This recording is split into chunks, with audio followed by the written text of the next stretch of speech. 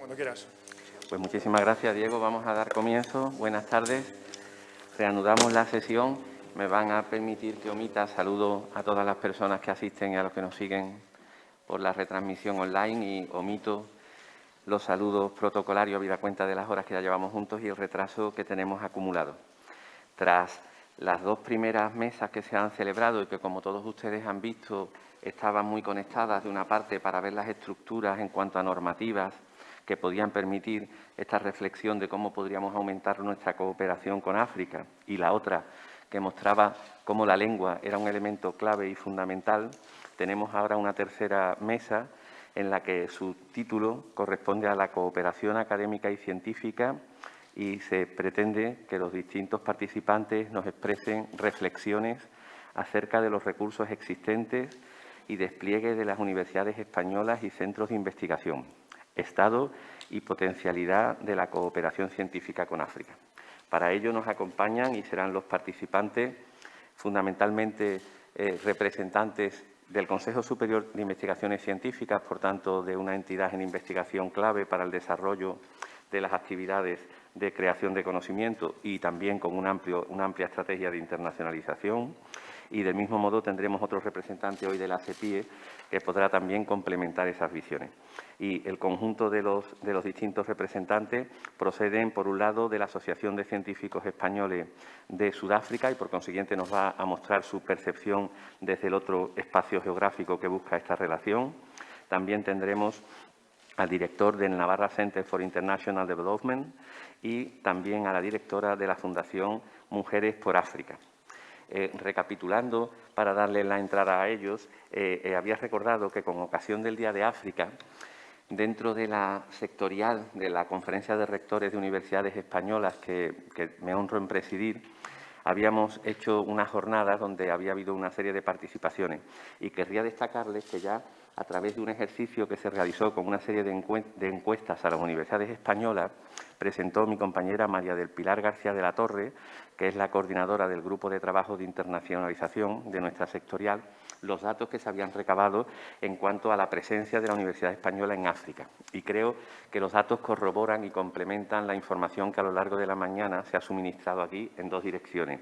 Una, que existe un claro interés. Por darles algún dato de los que mi compañera Pilar nos presentó, les diría que dentro de esas encuestas el 80% de las universidades que han respondido, de la inmensa mayoría de ellas, tienen programas de cooperación con África subsahariana, que llevan a cabo actividades a través de programas de cooperación, bien desde la ECID, que también ha estado presente hoy, o de programas de las distintas autonomías en relación con la cooperación u otros diversos programas.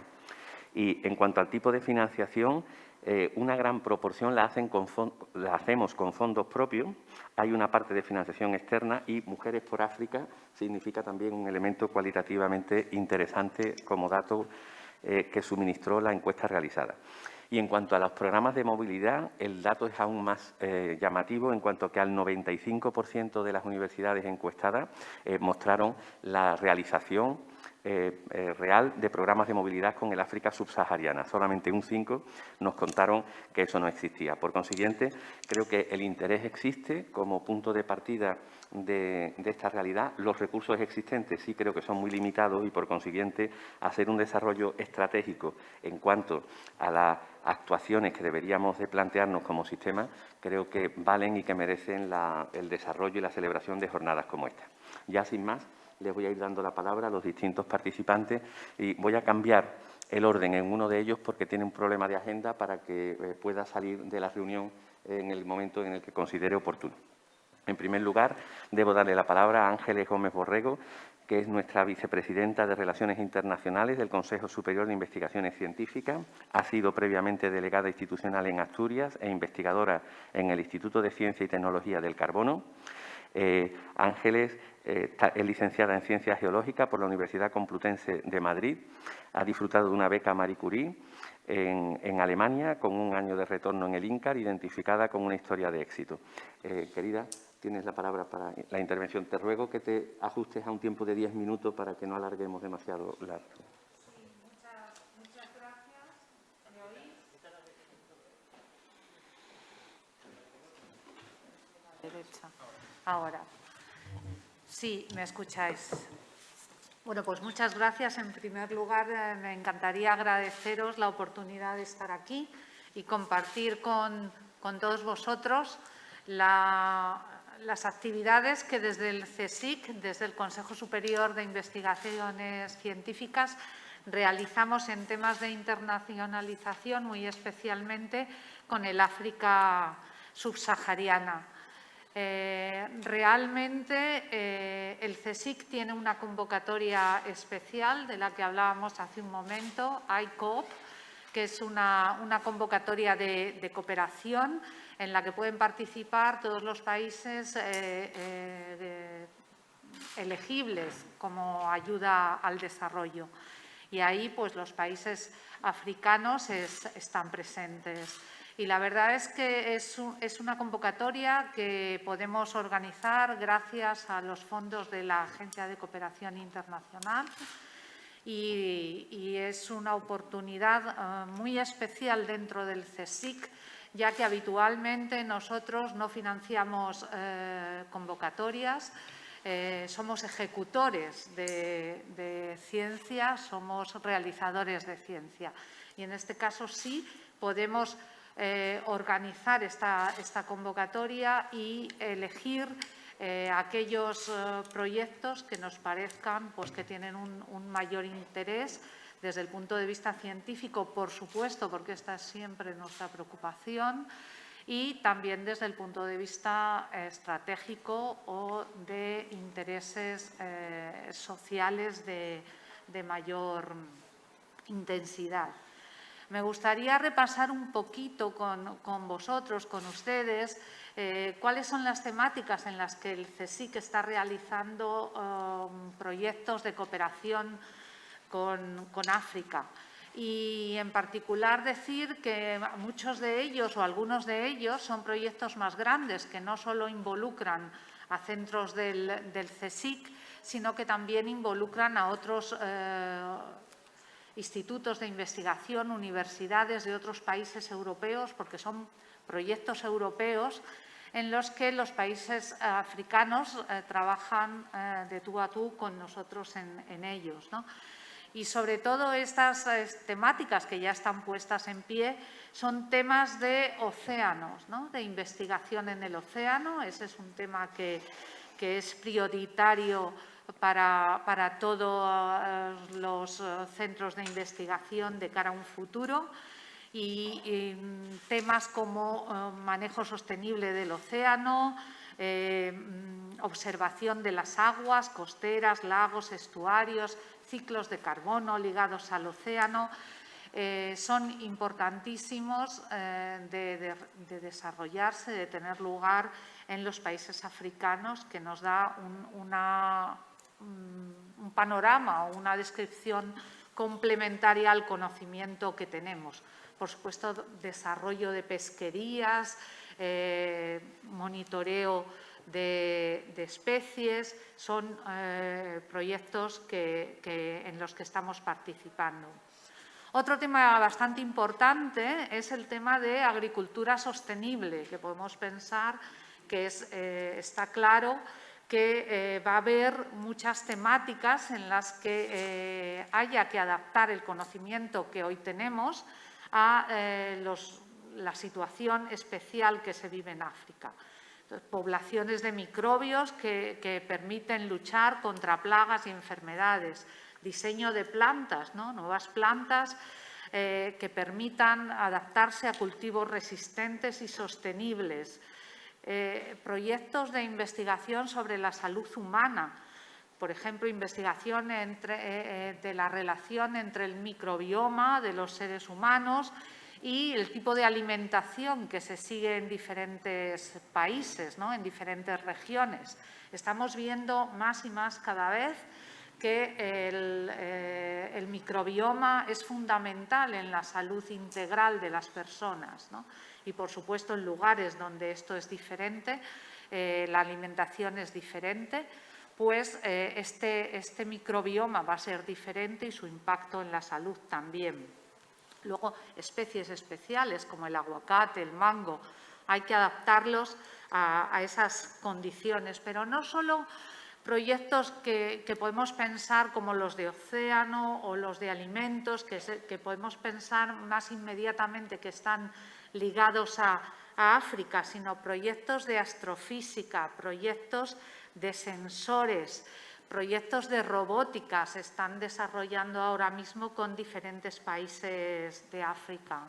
Y me gustaría mencionar el de zeolitas, que es un proyecto que está a caballo entre aprovechamiento de materias primas, materiales y desarrollo de nuevos materiales para eliminar la fluorosis, una enfermedad que afecta a muchos países de África y que ha resultado incluso en el desarrollo de una patente en Etiopía con la Universidad de Addis Abeba, y está puesto ya con el concurso de alguna ONG, de organizaciones no gubernamentales, está puesto en marcha el proyecto y se está desarrollando muy satisfactoriamente.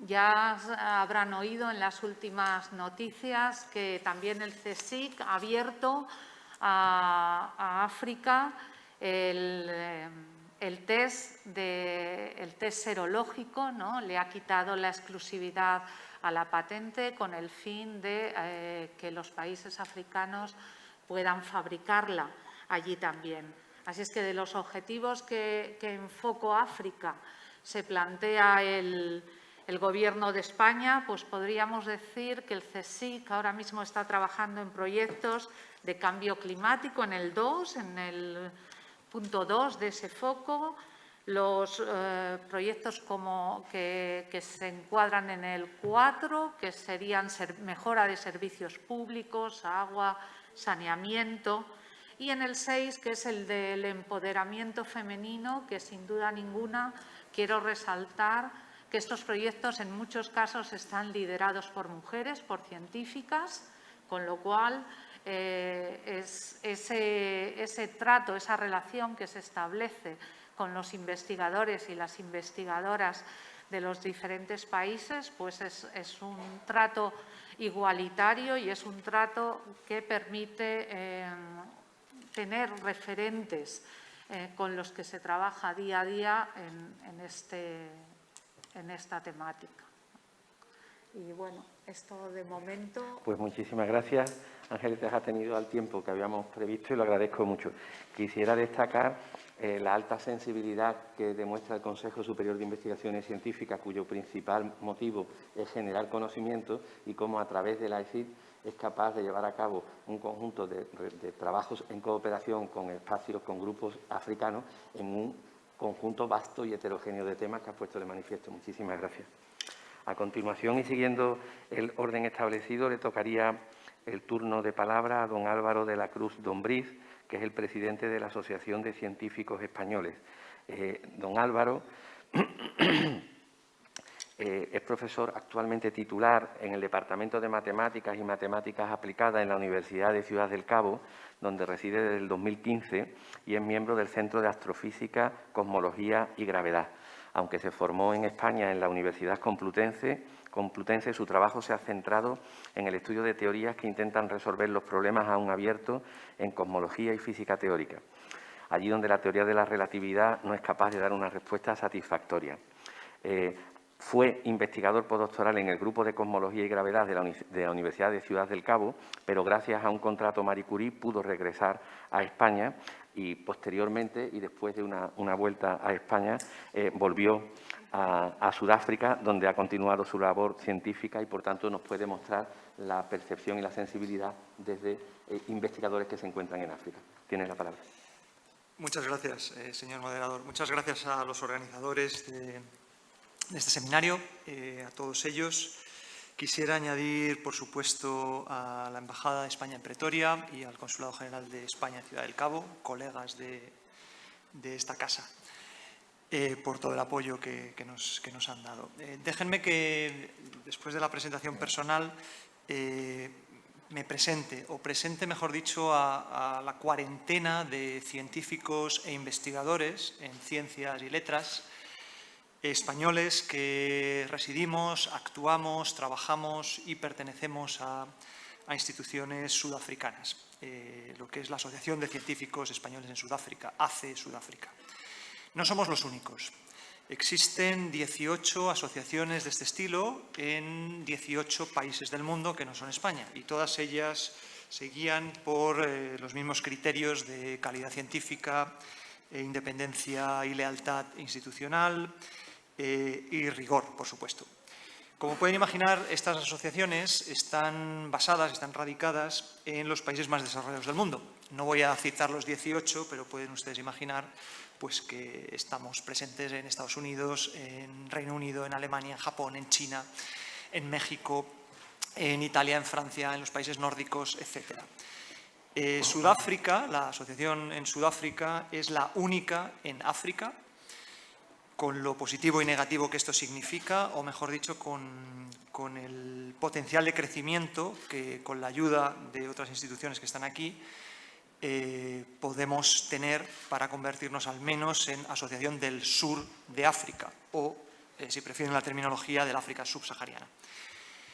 No somos la última, decía. La última se ha fundado el año pasado en Emiratos Árabes Unidos. Somos ya 18. Todas ellas estamos englobadas en RAICEX, en la red de asociaciones de investigadores y científicos en el exterior.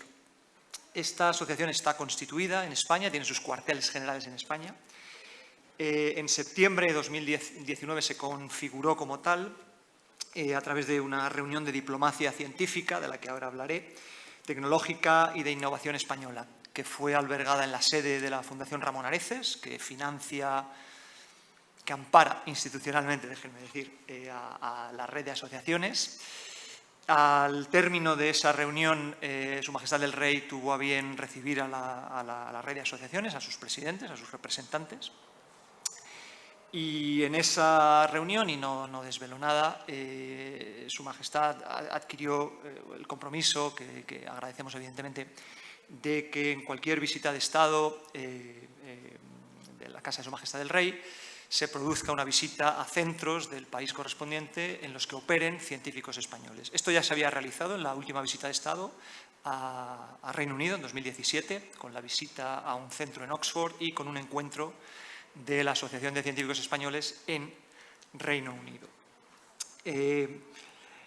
La red tiene un decálogo de actuaciones, está colaborando con el Ministerio de Ciencia en la elaboración del plan de la ciencia, en su conclusión, y actúa como asesor o think tank, usando la terminología que creo usa Casa África también, de políticas científicas, de atracción del talento, de participación de organismos españoles en el exterior para proyectos bilaterales. Y no solo eso, también a final del año pasado, en 2020, nuestra secretaria general, Eva Ortega Paino, fue invitada a la reunión del patronato, la reunión anual del patronato del Instituto Cervantes, a fin de resaltar la potencia o la potencialidad del español como lengua de cultura científica. Quizá deberíamos olvidarnos de ese adjetivo científico y entender que la cultura también incluye a Ramón y Cajal, a Gregorio Marañón, y no cito a nadie más para que nadie se sienta ofendido. ¿Qué les puedo contar de la asociación propiamente dicha, de la que yo represento en Sudáfrica? Pues que la ciencia que se hace en Sudáfrica o que se hace en el sur de África, o en África subsahariana, tiene un nivel muy alto. De estos rankings que hablábamos esta mañana, de las 11 mejores universidades en África, los rankings, como todos ustedes saben, son discutibles y no es cuestión de entrar a valorarlos, pero de las 11 mejores de África, 7 son sudafricanas. Y de las 5 primeras, 4 son sudafricanas. En términos numéricos, las mejores de Sudáfrica están en la misma horquilla de numeración que la Universidad Autónoma de Barcelona, que creo que todos ustedes convendrán que es de las mejores de España. Lo que quiero decir es que la ciencia que se hace en Sudáfrica por científicos españoles y colaboradores está a un nivel muy alto. Sudáfrica y otros países africanos decidieron usar su localización geográfica como un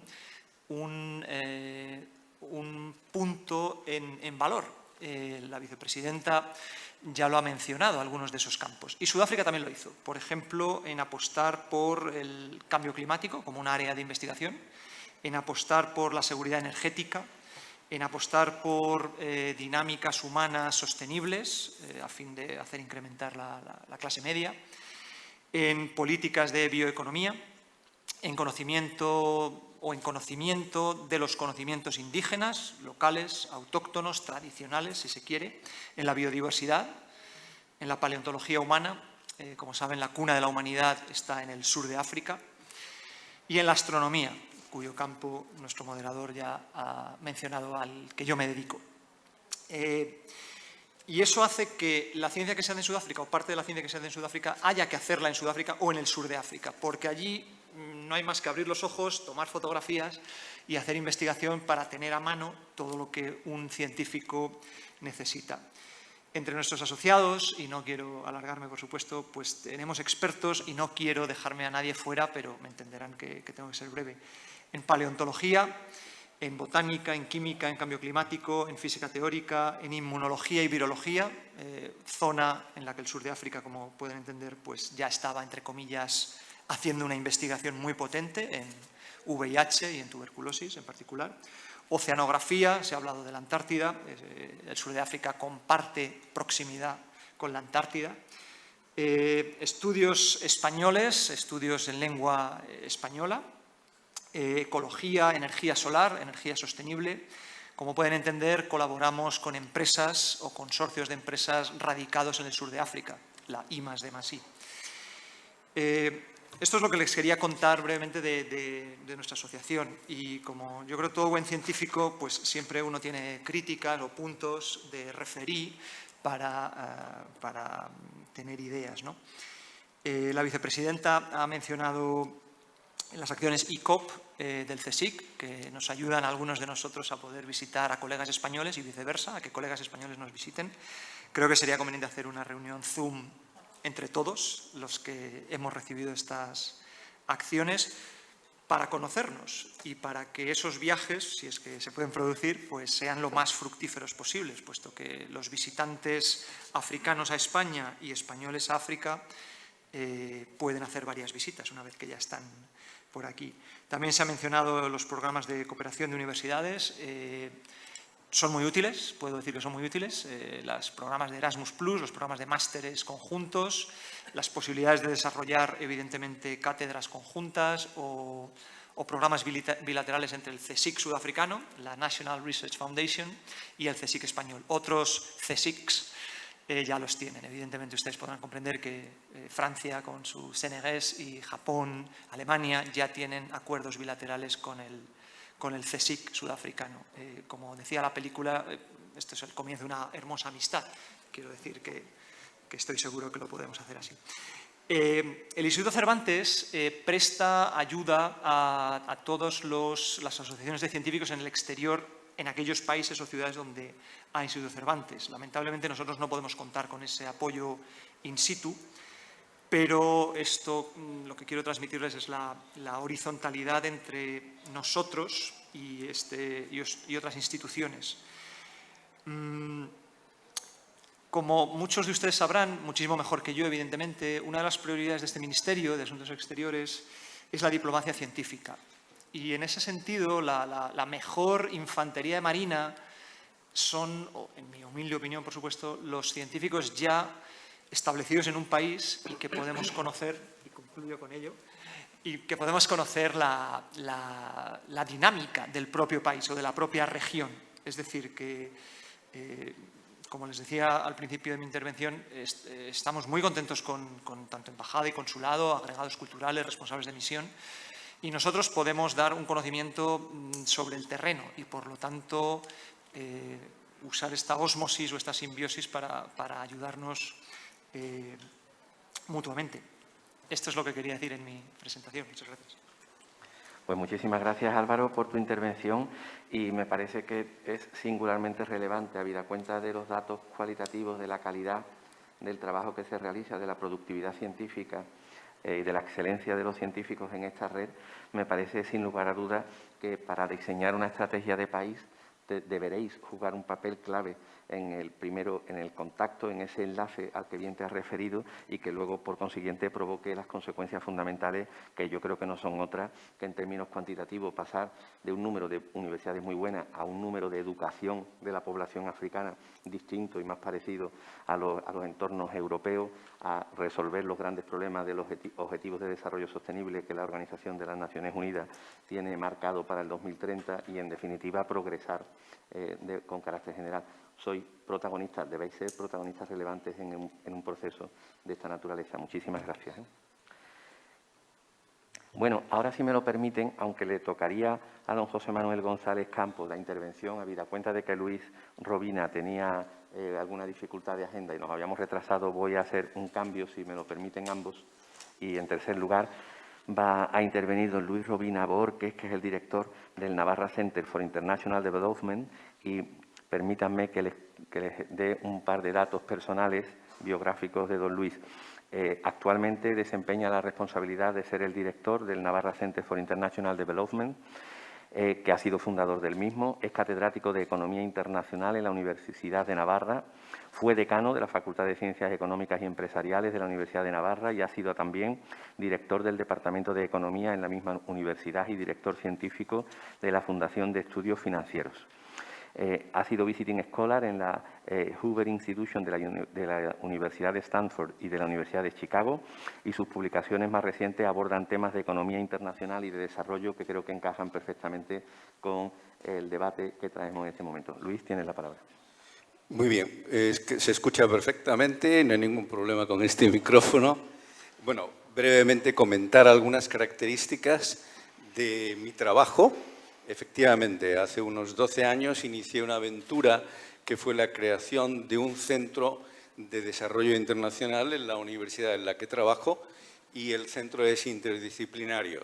Básicamente lo formamos parte del centro economistas, lo que podríamos llamar también politólogos, no en el sentido de, digamos, filosofía política, sino que es más bien una ciencia política basada sobre todo en datos y en análisis cuantitativos.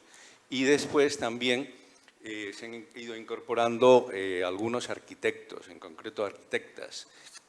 Bueno, esto hace que sea un trabajo muy interesante. Somos un centro autónomo, que no independiente totalmente, pero a todo el mundo le gusta tener algo de autonomía, especialmente en el mundo académico. Y nosotros hemos realizado trabajos, sobre todo en países africanos, pero también estamos haciendo algunos trabajos de investigación en Centroamérica, que es un lugar muy conflictivo también, y en Filipinas, también por las raíces históricas, etcétera, que no me voy a detener más por ahorrar tiempo. En concreto, en África hemos hecho trabajos. Bueno, uno de los consejos que yo recibí precisamente de una española que trabaja en el Banco Mundial en Washington, cuando empecé con este centro, me dijo: Luis, si quieres hacer buena investigación sobre desarrollo económico, tienes que ir al lugar, no tienes que hacer investigación de campo. Bien, pues con esta posición o con esta postura, con estas ideas, hemos ido haciendo trabajos en sitios muy variados, y en concreto en África, por ejemplo, pues hemos investigado algo que está muy de moda, que es todo el tema de la evaluación de impacto, y en concreto en un tema muy periodístico, muy sensible, que son las acciones del desgraciadamente conocido Joseph Kony, que actúa en la frontera entre Congo y Uganda, y que hay toda una serie de asociaciones locales que emiten unos radiomensajes. Nosotros hemos estudiado la influencia de esos radiomensajes en la deserción de los niños soldados. Joseph Kony, como comentaba antes, es desgraciadamente conocido por ser lo que podríamos llamar el rey del secuestro de los niños soldados. Es decir, se dedica a actividades tan antiéticas, todo lo contrario de lo que nos han explicado esta mañana, como el secuestrar niños de 12 a 16 años, drogarlos, emborracharlos, hacerles que maten, y como consecuencia de eso después son utilizados como casi esclavos, digamos, ¿no? Bueno, pues hay toda una serie de asociaciones que han puesto unas radios locales, unas radios muy sencillas, obviamente, y hemos medido la influencia que tienen mensajes como la de vuelve a casa, tu madre te quiere, o la de amigos suyos que le dicen la amnistía del gobierno es correcta. Esto ha sido publicado en la American Economic Review, que es una revista pues, muy conocida en el mundo económico. Después también hemos hecho algunos trabajos sobre migraciones. En concreto tenemos un proyecto vivo. El primer proyecto fue financiado por la Fundación Ramón Areces, que ha sido citada aquí. El segundo proyecto, que está financiado por el Banco Mundial, estamos haciendo unas entrevistas, digo estamos en un plural majestáticos, porque lo hace un ciudadano de Gambia que trabaja en nuestro centro, que lleva 10 años estudiando en Europa, es doctor por la Nova de Lisboa, que es una buena universidad en temas de investigación sobre África, en un centro que se llama Nova África, con el cual tenemos muy buenas relaciones. Y este trabajo ha llevado que este investigador pues, haga 2000 y pico de entrevistas en 17 localidades de Gambia, y con esta pregunta tan interesante de por qué te juegas la vida cruzando el Mediterráneo, cuáles son los incentivos que tú tienes, cuáles son los motivos por los cuales tú llevas a cabo esa aventura. Y actualmente es un proyecto también financiado por el Banco Mundial sobre las influencias del COVID en todas las migraciones, y sobre todo para que se lleven a cabo por el buen camino y no por estas situaciones que son desgraciadas para muchos. También, por citar otro ejemplo distinto, en temas de arquitectura estamos trabajando con unos holandeses, en este caso con unas holandesas, porque son todas mujeres, con los cuales trabajamos en temas de fotografías espaciales para los slums, desde las zonas más pobres de Nairobi. Y la verdad es que no es más que arquitectas, digamos, son urbanistas que están trabajando en cómo mejorar, cómo el urbanismo puede mejorar las condiciones de vida de aquellas personas que ya de por sí tienen toda una serie de dificultades importantes, ¿no? Junto a esto, también permitirme, voy a comentar algunas cosas que me parece que la experiencia o los años que hemos dedicado durante estos 12 últimos años nos parecen como más interesantes, brevemente. Una de ellas es, pues clarísimamente, merece la pena el conocerse. Es decir, que muchas veces yo creo que un requisito primario, ¿no?, antes que nada, es conocer precisamente cuáles son las condiciones de esas universidades africanas que aquí se citan. He tenido la suerte de visitar en Ruanda, en Kenia o en Sudáfrica, donde conocí a Álvaro en una de esas visitas a Ciudad del Cabo, pues cómo efectivamente hay una gran variedad, y cómo si España, digamos, quiere tener una mayor actividad en el mundo académico africano, pues me parece que no es bueno generalizar y sobre todo no tener una visión de esa situación africana desde aquí, sino que me es muy importante el hecho de conocerse. Y cuando digo conocerse es no solo el intercambio hacia África, sino que también es viceversa, es decir, que hay que estudiar o hay que conocer muy bien a estos estudiantes africanos.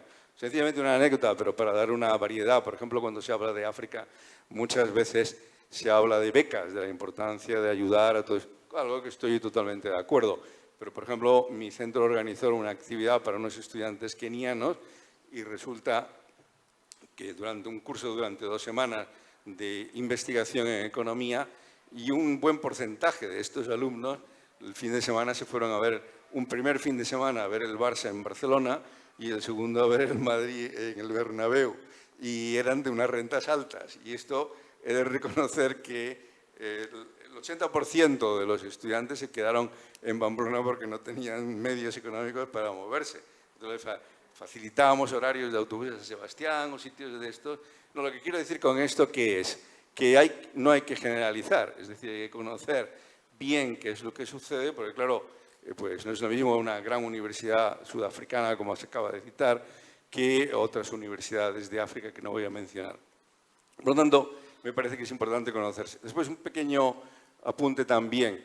Me parece que es un instrumento magnífico para Por supuesto, la investigación, que es lo que nosotros nos dedicamos, porque el centro no tenemos ninguna carga docente o no somos responsables de ningún curso académico. Pero sí que me parece que es muy interesante todos los programas másters. Lo digo porque es muy difícil el conseguir alumnos de grado. En el caso, pues hay que reconocerlo, hay universidades por el mundo, países que han sido citados antes por Álvaro, pues que tienen una investigación mucho más puntera que la mayoría de las universidades españolas, no voy a mencionar, pero sí que me parece que hay un producto, no es la palabra correcta, pero sí que hay un título importante, que es el título de máster, donde las universidades españolas en los últimos años han desarrollado una gran variedad de programas máster muy especializados y que puede ser un buen foco de atracción de alumnos y de intercambios en todo esto. Después, ya casi para terminar, el comentar que en muchos casos, a nosotros por lo menos nos ha ido bien, no quiero decir muy bien, pero sí nos ha ido bien con alianzas triangulares, digamos. Es decir, es un hecho, como también se ha comentado aquí esta mañana, pues que el español no es el idioma más conocido de África, ni muchísimo menos. Las universidades españolas no son las más conocidas en África, depende de los países, lógicamente. Por lo tanto, el ir con partner, en asociación, como decía antes, pues con una universidad holandesa o también con una universidad norteamericana o británica o francesa, creo que es muy conveniente y crear entonces unos hubs del conocimiento, porque esto es un sector, y con esto termino, que tenemos que darnos cuenta, aunque lo sabemos muy bien, ¿no?, que tiene un dinamismo brutal. Es decir, que el mundo universitario, el mundo académico y, por decirlo de alguna manera, con mayor énfasis el mundo de la investigación, está acelerándose. Lo digo en el sentido de que las técnicas que se utilizan, pues esto que se decía Luján, de que el mundo se ha hecho una aldea, ya esto es casi tu habitación, por decirlo de alguna manera, ¿no? Pero yo creo que va a depender mucho cómo nosotros nos sepamos adaptar a estos tiempos que se avecinan, el que tengamos protagonismo en el mundo académico africano o seamos un país de segunda categoría. Muchas gracias. Muchísimas gracias, Luis, por tu intervención, y creo que has marcado un elemento de sensibilización adicional al debate que venimos desarrollando desde esta mañana, al presentar algunas realidades trágicas que creo que sin duda deben de estimularnos, porque no es solo lo importante, como se ha dicho esta mañana, lo práctico que puede ser un proyecto nacional, un proyecto de país para aliarnos, para trabajar en una cooperación con África, sino que también tiene un profundo nivel ético ante situaciones tan dramáticas como las que has mencionado. Se decía esta mañana que viajar en cayuco, aparte del carácter tan inhumano que significa, desde luego no provoca una situación razonable, ni óptima, ni positiva, y que deberían de venir de otra manera para formarse, como bien se ha expresado, y del mismo modo ante los niños soldados y cualquier otra circunstancia que también, desgraciadamente, componen la heterogeneidad del mundo real, me parece que como país y como sistema universitario tenemos mucho que decir. Muchísimas gracias. Pues ahora volvería, si me lo permiten, al orden que estaba establecido, y entonces sí le daría la palabra al director de la Unidad de Educación Superior de la CEPIE, a don José Manuel González Canino, que es licenciado en Geografía e Historia por la Universidad Complutense de Madrid, es funcionario de la Escuela Técnica Superior de Administración, afiliado a la Universidad Autónoma de Madrid, donde ha trabajado durante más de 20 años en diversas competencias, pero entre ellas ha asumido la responsabilidad de la dirección de la Oficina de Relaciones Internacionales y Movilidad, hasta 2009, en el que entró a prestar servicios en el entonces Organismo Autónomo de Programas Educativos Europeos como director de la División Erasmus. Actualmente, hoy, es director de la Unidad de Educación Superior del Servicio Español para la Internacionalización de la Educación, de la CEPIE, que también ha tenido ya alguna otra intervención como CEPIE en el foro que hoy estamos desarrollando. Don José Manuel tiene la palabra. Muchas gracias, rector. El Servicio Español para la Internacionalización de la Educación, el CEPI, es un organismo autónomo adscrito al Ministerio de Universidades y actúa como agencia nacional en España del programa Erasmus Plus en el ámbito de la educación y la formación. Erasmus Plus es el programa de la Unión Europea en el ámbito de la educación, la formación, la juventud y el deporte para el periodo 2014-2020 Y en el ámbito de la educación y la formación, el programa se dirige a todos los sectores educativos, desde la educación escolar, pasando por la educación superior, la formación profesional y la educación de personas adultas. El programa tiene como objetivo mejorar las cualificaciones y la empleabilidad de los estudiantes, así como modernizar la educación, la formación, el trabajo y el trabajo de los jóvenes. Para ello cuenta con un presupuesto superior a 15.000 millones de euros para financiar actividades de índole diversa que se estructuran en 3 acciones clave. La acción clave 1, que entre otras acciones financia proyectos de movilidad, que es sin duda la actividad emblemática del programa. La acción clave 2, que financia proyectos de cooperación entre instituciones educativas, así como con otro tipo de organizaciones, como pueden ser empresas. La acción clave 3, que financia proyectos para el desarrollo de políticas en los ámbitos de la educación, la formación, la juventud y el deporte. Los países que participan en Erasmus Plus son, por un lado, los países del programa, es decir, los 27 Estados miembros de la Unión Europea, más otros países de su entorno, como son Noruega, Liechtenstein, la República de Macedonia del Norte, Islandia, Turquía y Serbia. Y por otro lado están los países asociados, es decir, los países del resto del mundo. El programa incluye una dimensión internacional que está orientada a respaldar la acción exterior de la Unión, incluidos sus objetivos de desarrollo por medio de la cooperación entre la Unión Europea y los países asociados. Por lo tanto, el programa tiene como objetivo, a través de la cooperación con los países asociados, apoyar a las organizaciones europeas a hacer frente a los desafíos mundiales derivados de la globalización, el cambio climático y la transición digital, siendo un elemento clave la intensificación de la movilidad internacional y la cooperación con terceros países que refuerza el papel de la Unión Europea como agente mundial. Las acciones que se pueden financiar en el ámbito de la dimensión internacional son, por un lado, los proyectos de movilidad entre países del programa y asociados. Están los títulos conjuntos de máster Erasmus Mundus. También hay proyectos de desarrollo de capacidades y, finalmente, están las actividades Jamone. Sin duda, una de las acciones que han tenido un mayor impacto son los proyectos de movilidad entre países del programa y asociados que se iniciaron en 2015. Las actividades que se pueden realizar en el marco de un proyecto de movilidad son, por un lado, la movilidad de estudiantes para realizar parte de sus estudios superiores en otras instituciones de educación superior, o bien para realizar prácticas en empresas por un periodo mínimo de 2 meses y máximo de 12 meses. Y por otro lado, la movilidad de personal docente y de administración para impartir docencia o para realizar formación en otras instituciones de educación superior por un periodo mínimo de 5 días y máximo de 2 meses. Es importante destacar que la financiación de estos proyectos de movilidad proviene de 6 instrumentos financieros de la cooperación exterior de la Unión Europea. En el caso de los países del África subsahariana, la cooperación se ha financiado a través de 3 instrumentos financieros. Por un lado, el Instrumento de Cooperación al Desarrollo, en concreto para Sudáfrica. Por otro lado, el Fondo Europeo de Desarrollo para el resto de los países del África subsahariano. Y, finalmente, el Fondo Fiduciario de Emergencia de la Unión Europea, sobre todo para la región de África Occidental y la región del Cuerno de África, a partir de las convocatorias 2018 y 2019, como una financiación adicional a los instrumentos que hemos visto. Aunque la apertura del programa Erasmus Plus hacia la cooperación con los países asociados en los proyectos de movilidad comenzó en 2015, realmente la cooperación con la mayoría de los países africanos no comenzó hasta 2016, ya que en la primera convocatoria se realizaron únicamente movilidades con Sudáfrica.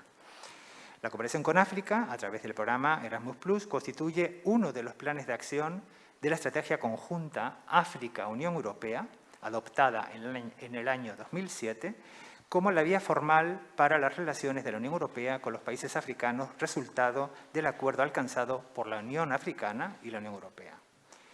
El programa ha contribuido a mejorar la cooperación académica entre las instituciones de educación superior españolas y africanas, canalizando financiación adicional e impulsando una mayor participación de personas y organizaciones africanas y apoyando los objetivos de la Alianza África-Unión Europea. Los objetivos principales de esta cooperación han sido, por un lado, apoyar a los estudiantes en la adquisición de resultados de aprendizaje con vistas a mejorar su desarrollo personal, su participación activa como ciudadanos en la sociedad y su empleabilidad. Apoyar el desarrollo profesional de las personas que trabajan en la educación superior para mejorar la innovación y la calidad de la docencia y de la formación. Mejorar las capacidades, la calidad, el atractivo y la dimensión internacional de las organizaciones participantes de forma que sean capaces de ofrecer actividades y programas que respondan mejor a las necesidades de los individuos y contribuyan a la armonización de los programas de estudios. El objetivo de la Unión Europea ha sido que en 2020 se alcanzara la cifra de 35.000 participantes de movilidad entre África y Europa. En el caso de España, a lo largo de las 6 convocatorias del programa Erasmus+, las instituciones españolas han gestionado y siguen gestionando proyectos de movilidad por un importe aproximado de 11 millones de euros con los países del África subsahariana, que ha permitido la movilidad de más de 3.200 participantes en 37 países subsaharianos y en la que han participado 55 instituciones españolas y unas 340 instituciones de educación superior de los países africanos.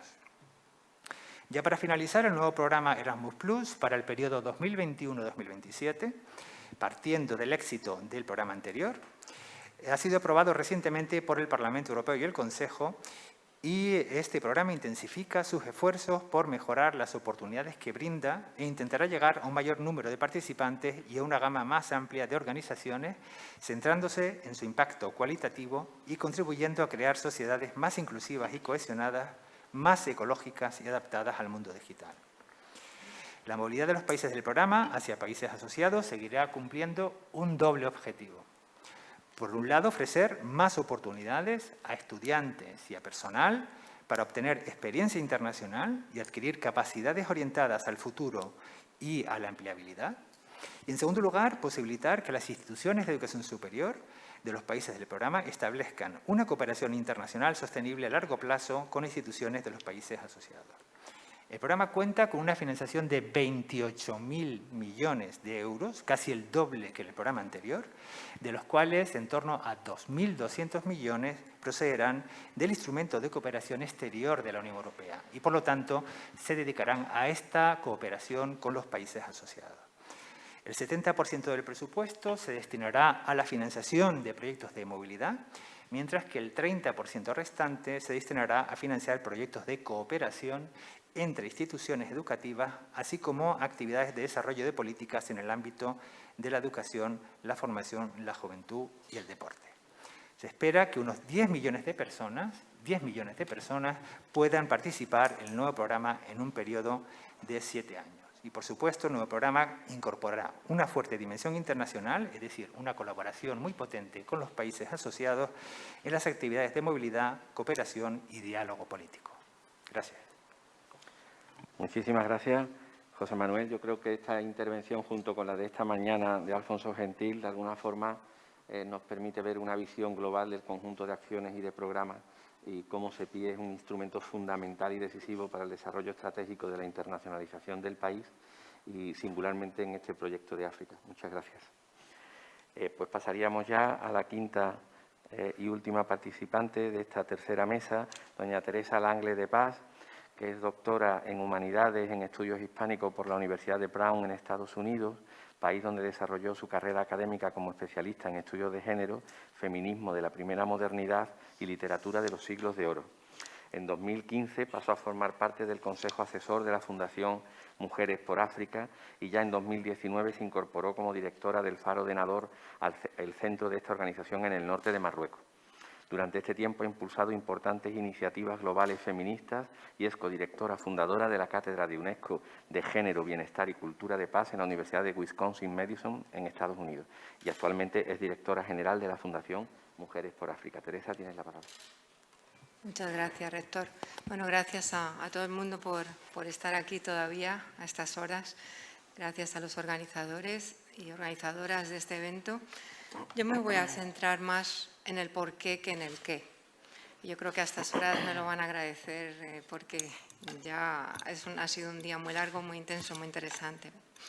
Bueno, voy a enmarcar el trabajo de cooperación académica de la Fundación Mujeres por África, con programas que tenemos de becas de posgrado y de investigación científica, que son bandera nuestra ya, en una serie de reflexiones sobre la educación y la formación para el desarrollo, que explican por qué es tan importante el tipo de cooperación que hoy se está debatiendo aquí.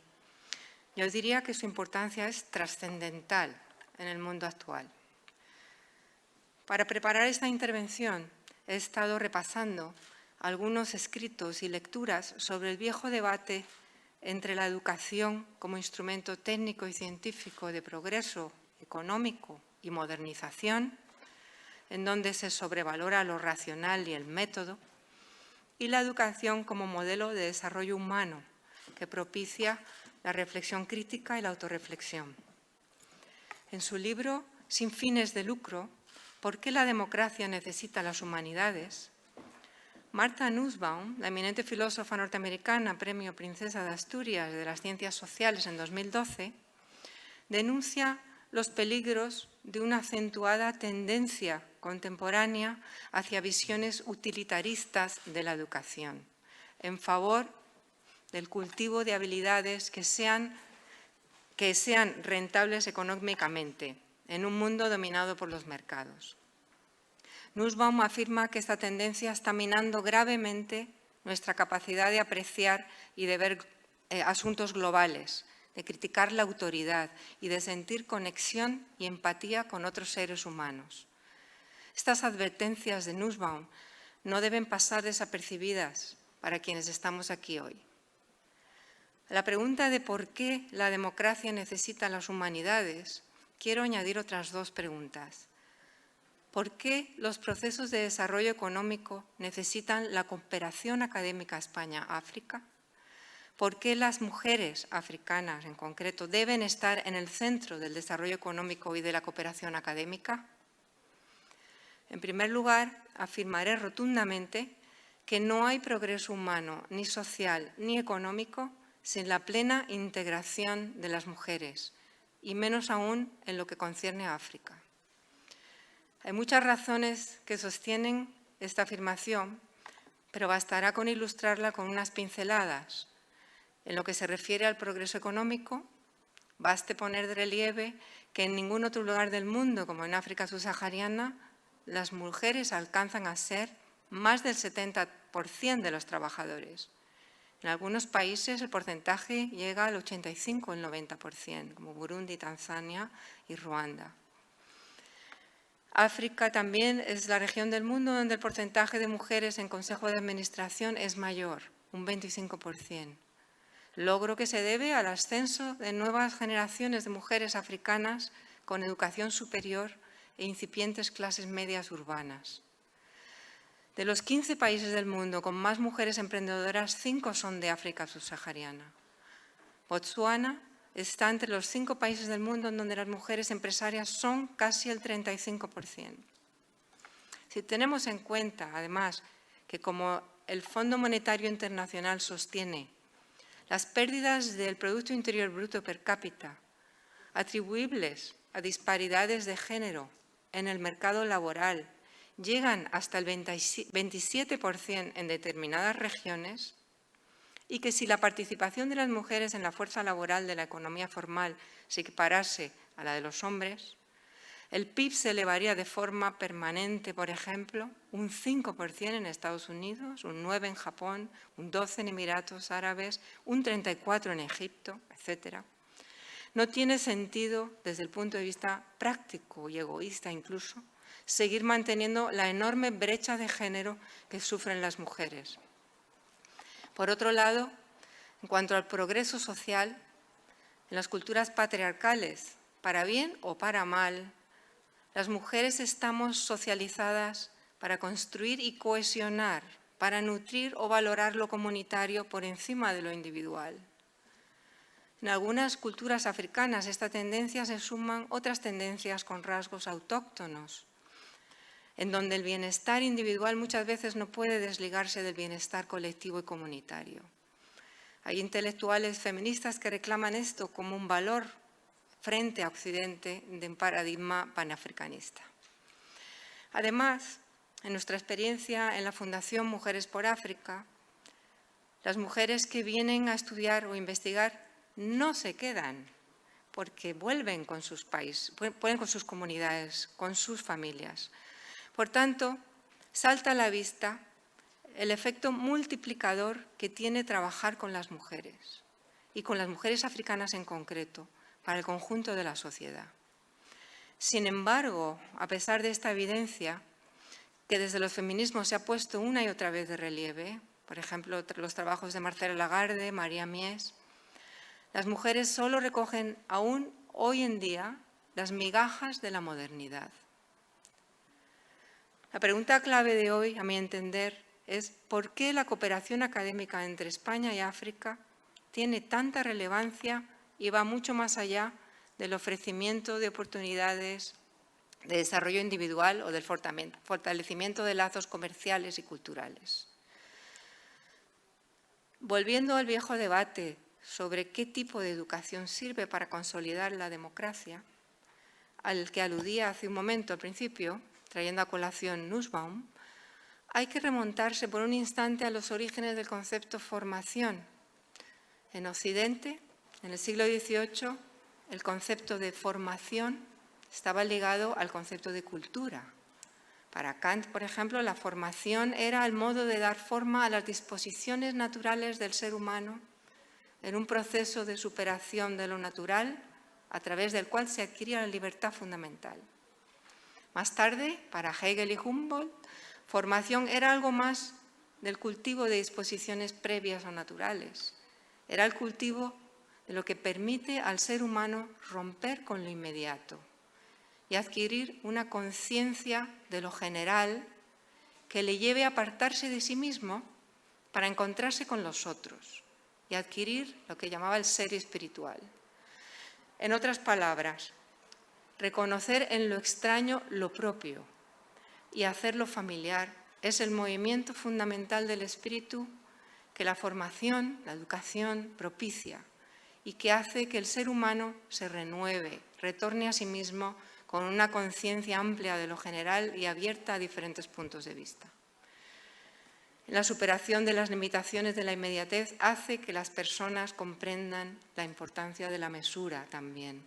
Ustedes me dirán si hay algo más importante hoy en día, en sentido general, que como logro de la formación, como objetivo fundamental de la cooperación académica España-África, para luchar contra algunas de las derivas autoritarias y nacionalistas que estamos presenciando, miopías peligrosas que ponen en peligro nuestras democracias. En fin, hay una deuda histórica con quienes han quedado injustamente apartadas y apartados de oportunidades para desarrollar sus habilidades, talentos y capacidades. No cabe duda, y las mujeres están en el centro de esta deuda histórica. La movilidad e intercambio de conocimientos en el ámbito académico debe darse, ya se ha dicho aquí, reitero, en dos direcciones, de forma horizontal, sin jerarquías de conocimientos y que de alguna forma contrarresten los desequilibrios geopolíticos del mundo en que vivimos. Además, el desarrollo económico y el progreso del continente vecino y de nuestro propio país es indisociable de la promoción de una ciudadanía más humana, global, intercultural, para la cual la cooperación académica es un espacio absolutamente privilegiado. En fin, por tanto, la cooperación académica España-África no es solo un compendio de buenas intenciones para materializar nuestro mejor capital, que es el de entendimiento y progreso, que es el conocimiento, sino que ante todo es un acto de extrema responsabilidad y de reparación histórica. En cuanto a lo primero, la responsabilidad, a lo que he dicho hace un momento, hay que añadir que no debemos olvidar que la cooperación académica España-África es inversión en nuestro propio futuro, teniendo en cuenta, también se ha dicho aquí, los millones de jóvenes del continente vecino. Así que, insisto, no dejemos nunca de preguntarnos qué idea de progreso y de desarrollo queremos promover conjuntamente a través de la cooperación académica. Se trata de diseñar paradigmas de desarrollo e instituciones, también instituciones académicas de cooperación internacional, que estén en consonancia con la deriva del mundo en que vivimos, en donde las urgencias de muchos tipos nos están obligando a diseñar un progreso más sostenible, más cosmopolítico, utilizando el concepto del filósofo Bruno Latour. Es decir, una idea de la modernidad en donde el ser humano comprenda mejor las complejas relaciones que nos unen con otros seres humanos, pero también con otros seres vivos e incluso con el mundo inerte. En suma, la cooperación académica es un asunto de máxima relevancia política. Hay países enteros en el continente vecino, el continente africano, que se han quedado fuera de la fantasía de la modernidad.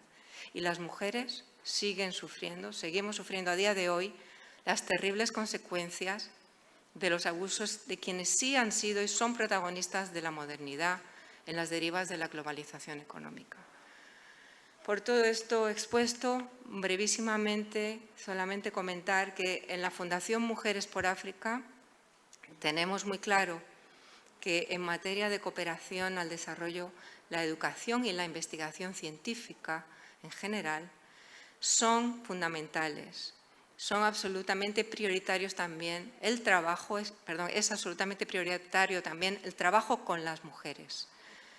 Hemos desarrollado varios proyectos y programas, un programa de becas de posgrado que se llama Learn Africa, del cual ya, gracias a la colaboración de muchas universidades españolas y el compromiso, se ha consolidado y se han beneficiado ya unas más de 200 chicas de todo el continente africano. Han venido a España a realizar sus estudios de posgrado, máster y doctorado.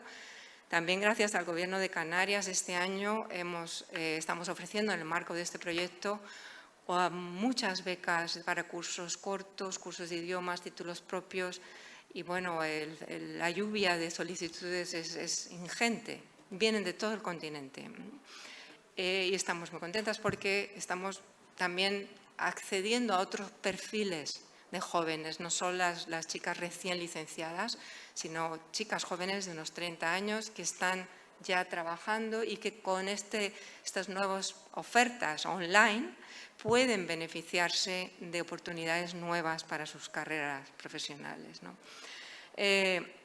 Por tanto, bueno, además tenemos también el proyecto muy importante y muy consolidado ya de formación científica, que son estancias de investigación para científicas africanas senior, jefas de departamento, de laboratorios, etcétera, con una red de centros españoles con sello de calidad Severo Ochoa en todos los ámbitos de las ciencias fotónicas, neurociencia, medicina, biomedicina, física, nuclear, bueno, de todos los ámbitos, muchos ámbitos de las ciencias, astronomía también, oceanografía, etcétera. Y también, gracias al Gobierno de Canarias, se han unido este año 2 centros nuevos, centros científicos en Canarias. Bueno, es un programa muy exitoso que nos demuestra una vez más a la Fundación el liderazgo de las mujeres africanas en todos los ámbitos y sectores sociales, ¿no? Y tengo que decir, quiero dejar esto sobre la mesa, estamos comprobando que el beneficio es mutuo absolutamente. Los centros que reciben a estas científicas, por poner un ejemplo, están constantemente dándonos las gracias por facilitar estos intercambios, porque también se benefician muchísimo del conocimiento experiencial y de incluso materiales y conocimientos teóricos y metodologías que estas científicas africanas traen a España, a los centros científicos españoles. En fin, tenemos ya por último, ya acabo, también vamos a abrir un espacio Mujeres por África en el Instituto Cervantes de Dakar para continuar trabajando por otro asunto que ha merecido una mesa hoy aquí muy importante, que son la promoción de los estudios hispánicos y de los puentes entre el mundo africano y el mundo hispanoparlante, América Latina, etcétera, en lo que concierne, en nuestro caso, al liderazgo de las mujeres africanas y a los hispanismos africanos también. Y por último, bueno, simplemente reiterar una vez más que con todas las instituciones académicas españolas que nos acompañan hoy y que nos acompañan en nuestros proyectos, quiero agradecerlo en nombre de la Fundación, los esfuerzos que están haciendo por apoyar estos proyectos, estos programas, porque creemos realmente que son un paso fundamental en el refuerzo de los liderazgos del continente, de las mujeres africanas. Y nos sirve para construir juntos un futuro más humano, más ético, más justo, más diverso, que nos aleje una vez más de una visión miope que pone en riesgo las democracias. Muchas gracias.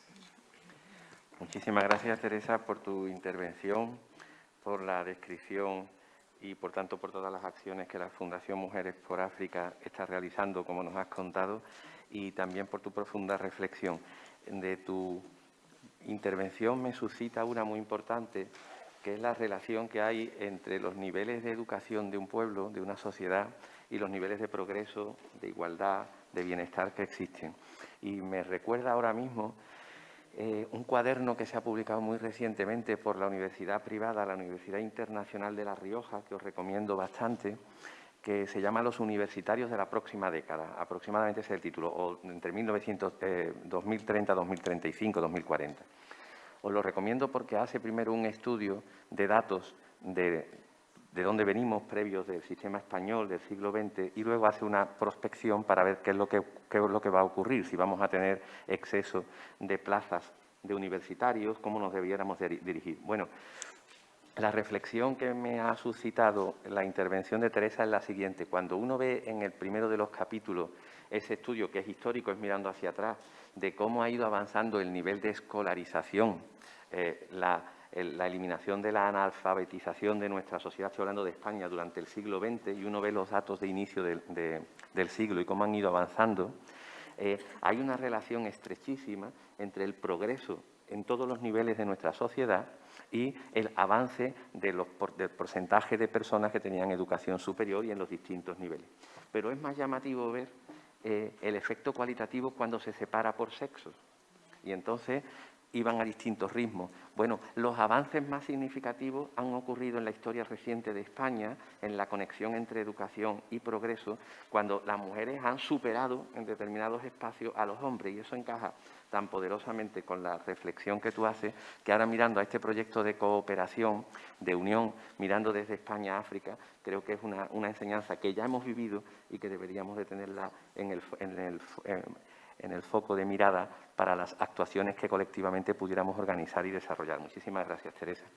Bueno, con esto habríamos acabado el turno de intervenciones y ahora cabe, aunque vamos bastante retrasados respecto de la hora, pero yo creo que cabría, si alguna persona quisiera hacer alguna intervención, por favor, adelante. Bueno, yo quiero felicitar a las 4 personas que integran la mesa por el contenido de sus ponencias. Me parece, si no me falla la memoria, que los 4 han tocado, quizás someramente por la importancia del tema, no se puede profundizar, han tocado el cambio climático. Comenzó la señora Gómez Borrego hablando de los océanos, sin especificar, como este no es el foro para detallar, ¿no?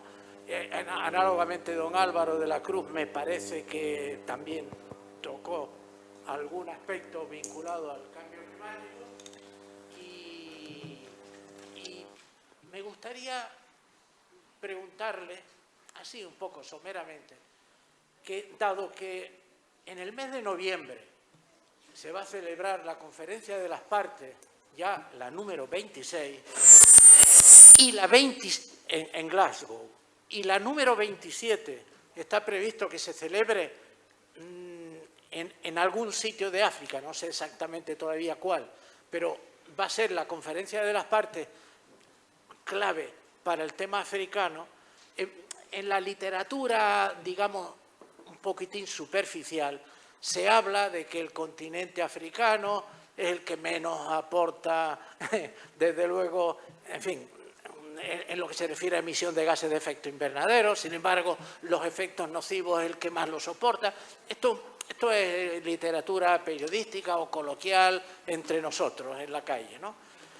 Me gustaría saber si el Consejo Superior de Investigaciones Científicas o el grupo de científicos o la CEPI, en fin, los trabajos de investigación que vienen haciendo, si tienen conexión con la Unión Africana, porque la Unión Africana tendrá que tener una voz única en las dos conferencias de las partes, de Glasgow y la próxima, en la reivindicación de aspectos específicos concretos. Es decir, si es una investigación exclusivamente teórica, que yo creo que todo tiene su praxis posterior, pero si luego los ejecutivos africanos se alimentan de los resultados investigadores de grupos científicos, ¿no? Porque, en fin, el fenómeno avanza, nos afecta a todos y nosotros, los que residimos particularmente en el archipiélago canario, sabemos que como zona de África, pues naturalmente los efectos nocivos también van llegando, ¿no? Y por último, hay un aspecto singular.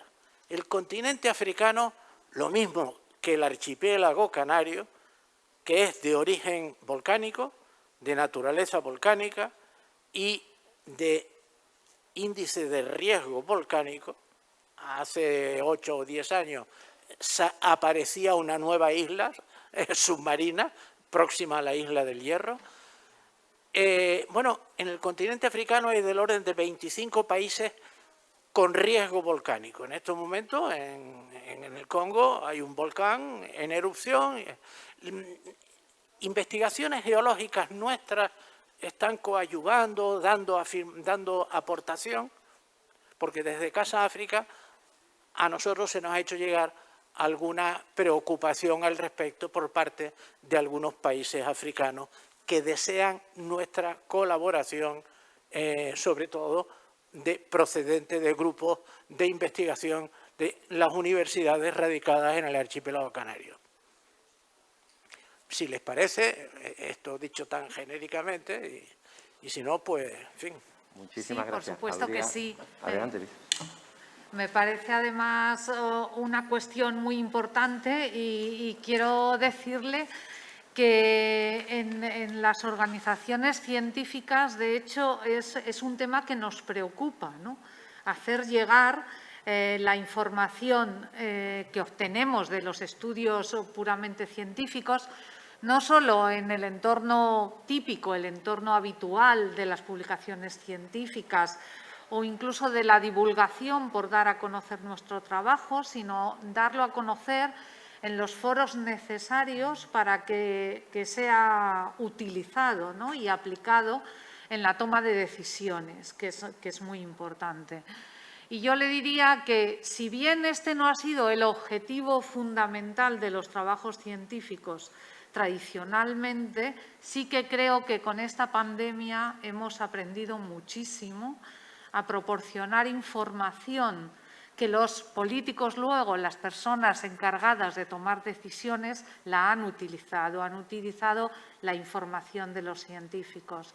Creo que con el cambio global llevamos un tiempo ya andado en ese sentido. Cada vez más los informes son inteligibles para las personas que tienen que tomar esas decisiones. Y creo que, aunque nosotros no hemos hecho específicamente ningún contacto con ninguna asociación, ni con la Unión Africana, ni con ninguna asociación específica, la información científica cada vez más asequible está disponible y estará cada vez más disponible y podrá utilizarse en esa toma de decisiones. En cuanto a la geología, que era la segunda pregunta que planteaba, es muy difícil, por supuesto, que nosotros, los investigadores, conocen los entornos geológicos del continente y los entornos geológicos de las Islas Canarias, saben los riesgos que están asociados a vivir en una zona con riesgo volcánico. Y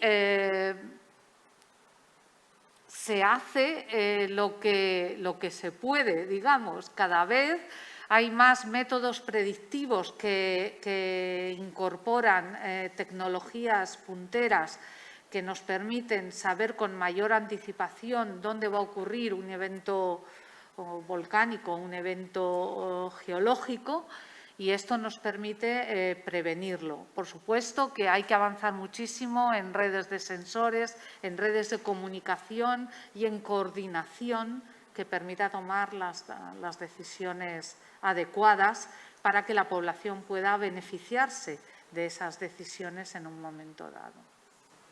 Muchísimas gracias, vicepresidenta. Si hubiera alguna otra intervención, por favor. Estaba buscando material para responder a la pregunta, estaba usando dos sentidos a la vez. Como mencionaba muy brevemente antes, Sudáfrica, como otros países subsaharianos, ha sido muy inteligente en definir unas líneas de investigación prioritarias. No tener poco de todo, sino tener mucho de poco en relación a la investigación. Y una de esas líneas es precisamente el global change, el cambio climático, la evolución. Entiendo que por motivos costeros o por motivos estratégicos de paisaje y de supervivencia del propio país frente a un desarrollo agresivo, quiero decir. Y lo que estaba buscando es que, en colaboración nuevamente con la Embajada de España en Pretoria, hemos nominado a uno de nuestros científicos, nuestro exsecretario general, hasta hace 2 semanas, para hacer una presentación previa a COP26, a la cumbre que usted mencionaba, que si no recuerdo mal se celebró en Durban, en Sudáfrica, hace, no sé, 6, 7, 8 años. Se va a celebrar en Glasgow en noviembre. Pero creo que una de las anteriores, que no recuerdo, 2013 o 12, 11, ahí ya me pierdo, se celebró en Durban. Para que junto con el Ministerio de Asuntos Exteriores sudafricano, el Ministerio de Medio Ambiente sudafricano, la Embajada de España en Pretoria y creo que es el Instituto de Estudios Internacionales británico, me corregirán los diplomáticos aquí presentes, hacer una especie de cumbre bilateral, trilateral, Sudáfrica, España, Reino Unido, previa a, mucho más reducida, por supuesto, de presentaciones. Le menciono a esa persona, a nuestro exsecretario general, Jan-Lucas Menzel, porque en el lanzamiento de nuestra asociación, y eso es lo que estaba intentando encontrar y lo he encontrado, Jan-Lucas pertenece al llamado Center for Trace and Experimental Biogeochemistry, Centro para las Trazas y Experimentación de Química Biogeológica, algo así, que está radicado en la Universidad de Stellenbosch, una de las mejores universidades de Sudáfrica. Jan-Lucas ha hecho investigación marina en la Antártida, con mono y con temperaturas extremas. Él está parte del tiempo en España, él vive en Euskadi, si no recuerdo mal. Quiero decir que bueno, pues, tenemos ese contacto bilateral ya, sur de África, España, para que se pueda asesorar a Casa África y, en fin, dar la experiencia que ellos tienen, ya digo, con un buque oceanográfico. Entiendo que España también lo tiene con el Hespéride, si no me equivoco. Eso es lo que le puedo decir o le puedo referir a experto o alguien que puede, bueno, yo creo, en relación al cambio climático marino, por decirlo de alguna manera. También tenemos a biólogos que trabajan en fauna marina, digámoslo así. Pero no tanto en cambio climático. También hay empresas pesqueras, como usted bien sabe, que operan en el sur de África, algunas de ellas españolas y muy grandes, y que también están muy interesadas en estos asuntos por motivos obvios, incluso haciendo I+D+I. Me lo contaban hace poco, de cómo usar radiofrecuencias para que un determinado pez no venga a la red, puesto que no quieres que esté ahí. Es lo que le puedo decir, son flashes muy rápidos. Gracias. Teresa, por favor. Solo una cosita rápida, no me voy a extender. En la red de científicas que tenemos ya son casi 100 científicas de diferentes países, diferentes ámbitos de investigación. Hay muchas científicas que se dedican a diferentes áreas de medio ambiente, de trabajo, de investigación sobre medio ambiente marino o no marino. Pero quería traer a colación un tipo de cooperación académica del que no hemos hablado todavía hoy, que es, y que creo que las universidades, las instituciones, no solo las instituciones españolas que se dedican a la cooperación académica, también tienen un papel muy importante en la diplomacia académica, si se quiere, que es el de fomentar y promover la cooperación intraafricana entre universidades africanas. Nosotros estamos haciendo un programa de ciencia, precisamente, en temas de medio ambiente, por eso me he acordado para mencionarlo ahora, entre dos universidades, la Universidad Mohamed VI en Marruecos y la Universidad Hussein de Senegal. Es un programa de intercambio científico también de investigadoras y doctorandas, van a ser 40 en 2 cohortes que se están beneficiando, se van a beneficiar de este programa 40 senegalesas que van a la Universidad Mohamed VI a trabajar allí sobre proyectos de investigación en torno a la agricultura sostenible. Es un programa muy especializado de cooperación científica intraafricana en temas de medio ambiente. Es un ejemplo. Trabajamos también de esa manera, haciendo de intermediarias, digamos, para promover esos espacios intraafricanos de cooperación académica. Creo que también es un ámbito muy interesante para las instituciones españolas. Muchísimas gracias, Teresa. Si hubiera algo... Diego, por favor.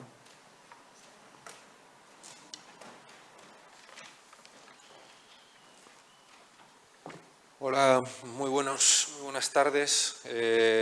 Bueno, les hablo desde el Vicerrectorado de Internacionalización de la Universidad de Las Palmas. Agradecer la invitación y la consideración de haber sido invitado a este seminario tan interesante. Y solamente quería hacer varios comentarios en relación a la investigación.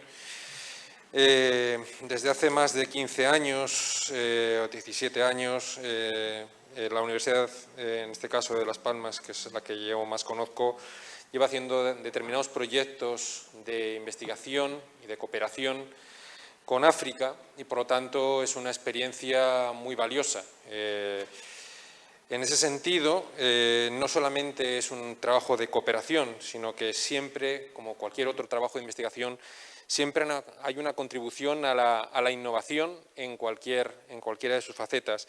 Y es algo que hemos ido detectando a medida que hemos ido desarrollando a lo largo de estos 15, ya van hacia 20 años de trabajo intenso, porque tenemos la suerte de recibir una serie de fondos y poder trabajar en diferentes trabajos de investigación justamente en nuestro continente vecino. En segundo lugar, que estos trabajos, podrán corregirme si no han detectado la misma sensación, es que no solamente estamos innovando en determinados ámbitos específicos, sino que se ha generado una ósmosis y una gran transversalidad en el conocimiento. Antes estábamos oyendo hablar a Luis, que estaban haciendo temas de economía y trabajando con arquitectos o arquitectas holandesas.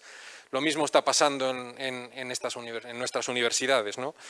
Y en tercer lugar, que estamos trabajando desde casi mediados de la década pasada, pues en el concepto de islas como laboratorios del antropoceno o islas como para el cambio climático. Es decir, somos muy sensibles a la situación que está pasando y esto nos permite al mismo tiempo tener una experiencia, un know-how que es transferible al continente, pero no de una manera directa, siendo absolutamente empáticos con su circunstancia y siendo necesario que esa transferencia sea de una manera permeable a la cultura en la cual intervenimos. Y esas son las 3 ideas que quería contrastar si ustedes habían detectado una situación o unas ideas similares a las que les estoy diciendo.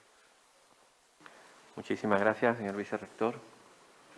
Si no hay una intervención adicional a la reflexión del vicerrector, creo que Diego había pedido la palabra. Sí, pues una pregunta muy breve para José Luis. Y es, al principio del seminario, el director de SEPI nos ha dicho que España es uno de los países líderes, ¿no?, en el programa Erasmus+. Yo quería saber qué haría falta, qué sería necesario, qué querríais tener vosotros para aprovechar al máximo este programa en relación con estudiantes africanos. Es decir, ¿se puede hacer algo desde las embajadas, se puede hacer algo desde las instituciones para que este programa tenga más difusión y puedan venir más estudiantes africanos? Sí, absolutamente. En ese sentido, la ayuda de las embajadas para nosotros sería fundamental. Nosotros, siempre que podemos, acompañamos a las delegaciones de la Comisión Europea cuando organizan ferias, por ejemplo, de Study in Europe. Estuvimos en Sudáfrica hace ya unos cuantos años, bastantes. Pero no son muchos los eventos de este tipo que organiza la Comisión Europea en África, ¿no? Pero desde luego cada vez que lo hace nosotros intentamos estar ahí, ¿no? Porque no tenemos capacidad para hacerlo de manera individual como CEPIE, ¿no? Pero por supuesto que la importancia de las embajadas promoviendo el programa en las instituciones de educación superior africanas es vital para nosotros. Es decir, a través del Ministerio de Asuntos Exteriores y también de las consejerías de educación del Ministerio de Educación y Formación Profesional, nosotros hacemos promoción del programa Erasmus Plus en todo el mundo, ¿no? Muchísimas gracias. ¿Alguna otra intervención? Bueno, en este caso yo creo que habríamos consumido el tiempo.